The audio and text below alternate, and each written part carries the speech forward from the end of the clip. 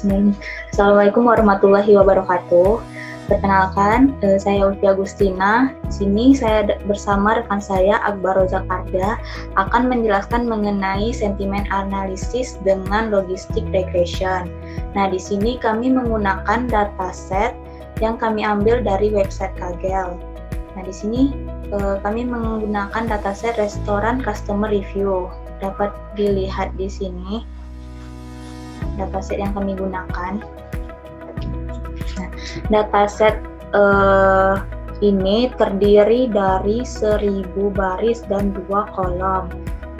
Nah, kolom review terdiri dari 2 kolom, yaitu review dan like. Nah, pada kolom like itu terdiri dari 0 dan 1. Jika reviewnya positif, maka bernilai 1, dan jika reviewnya negatif, maka bernilai 0. Dapat dilihat di sini dataset yang kami gunakan. Kemudian di sini saya akan menjelaskan sedikit mengenai logistik regression. Apa itu logistik regression?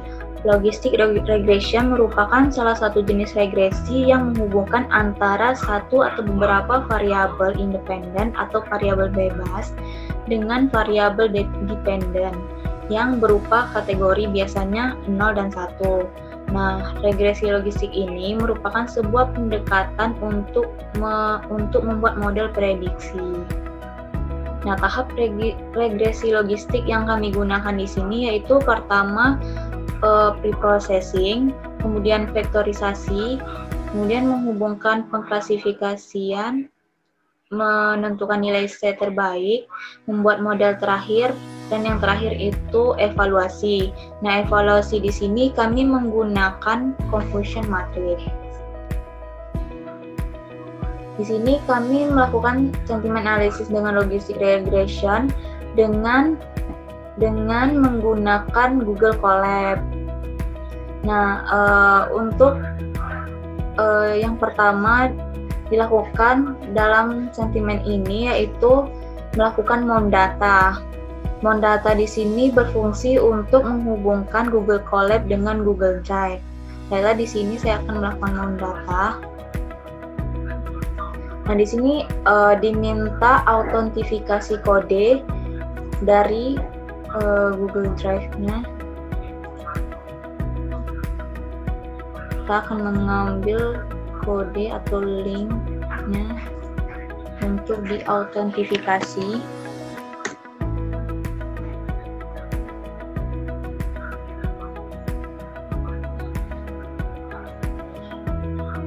Nah, kemudian di sini mount datanya sudah berhasil. Ini terdapat drive. Kemudian melakukan import library.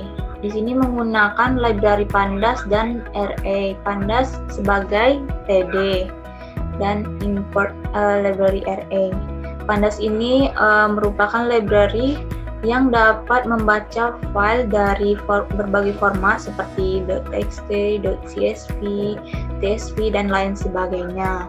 Sedangkan RA ini merupakan library yang dapat digunakan untuk bekerja dengan regular expression.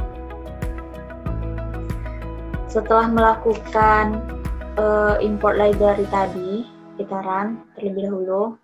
Nah, kemudian melakukan pendeklarasian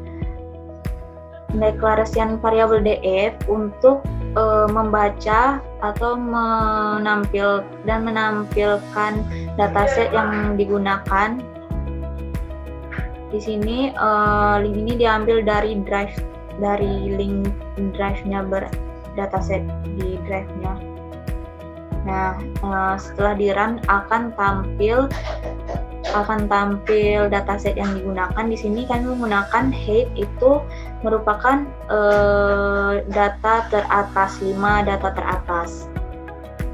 Setelah itu melakukan pendeklarasian preprocessing. Di sini preprocessing yang pertama itu lowercase. Lowercase ini berfungsi untuk mengubah huruf besar menjadi huruf kecil. Seperti huruf wow ini, wow, W-nya diubah menjadi huruf kecil.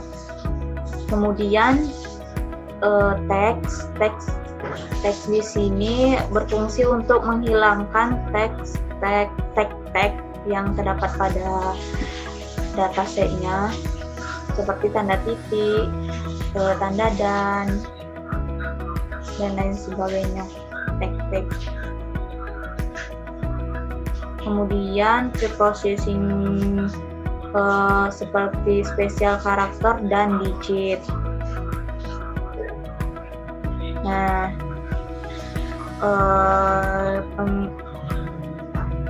kehadiran,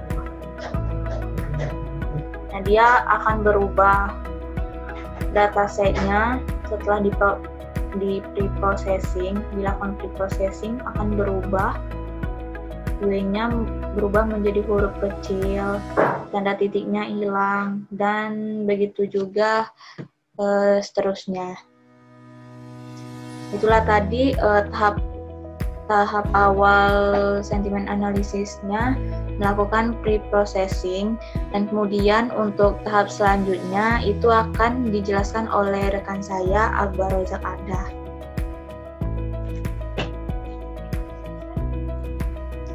Oke, selanjutnya itu adalah tahap vectorization. Di sini kita akan mengambil library sklearn fitur extraction.txt, yaitu mengimport bagian convectorizer. Convectorizer ini berfungsi untuk mengambil frekuensi kata. Itu punya library di Python punya juga. Di sini kita akan mendeklarasikan CV dengan inisiasi convectorizer, di dalamnya itu stopwatch, angka-angka stopwatch yang berbahasa Inggris. Lalu cv.feed df array review. Dikarenakan df array review itu adalah bahasa Inggris, isinya string bahasa Inggris, maka kita itu melakukan convectorizer terhadap array tersebut. Lalu kita akan mendeklarasikan X yang inisiasinya cv.transform df review array review. Dan untuk Y-nya itu adalah df array like. Kenapa yang df array like tidak dilakukan convectorizer juga? Dikarenakan df array like itu telah berupa biner 0101. Di sini kita membutuhkan matriks 0101. Oke, kita coba run. Nah, di sini kita akan melihat isi dari X dan Y. X besar itu adalah isinya adalah sparse metric of type 1000 dikali 1759 metrik. Nah, ini isinya dari X, dan Y itu adalah ini adalah dataset kita tadi yang like-nya dari 0 sampai 1000 sampai 99. Itu name like length 1000, date type-nya integer 64. Oke. Selanjutnya adalah Boole classifier. Kita membuat klasifikasinya. Di sini kita mengimport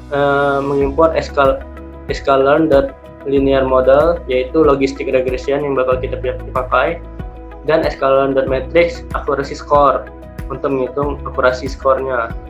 Lalu kita mengimport sklearn.model selection, import train test split. Nah, di sini ada X-train, data trainingnya, dan X-test itu data testingnya, Y-trainingnya, Y-testnya, Y-testingnya. Di sini kita deklarasikan sebagai train test split X, Y, train size 0,75.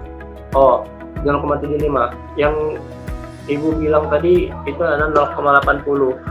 0,80 di sini maksudnya adalah data trainingnya itu adalah 0,8 dari seluruh dari data train kita. Lalu yang data testingnya itu 0,2. Ayo kita jalankan. Udah. Lalu find the best value of C in logistic regression. Di sini kita akan mengujikan ke dalam 5 value, yaitu 0,01, 0,05, 0,025, 0,5 dan 1. Di sini saya mendeklarasikan LR sebagai logistic regression. C sama dengan C kecil itu adalah perulangan dari ini. LR.fit, X-train, dan Y-train. Print accuracy score. Lalu maka hasilnya adalah ini.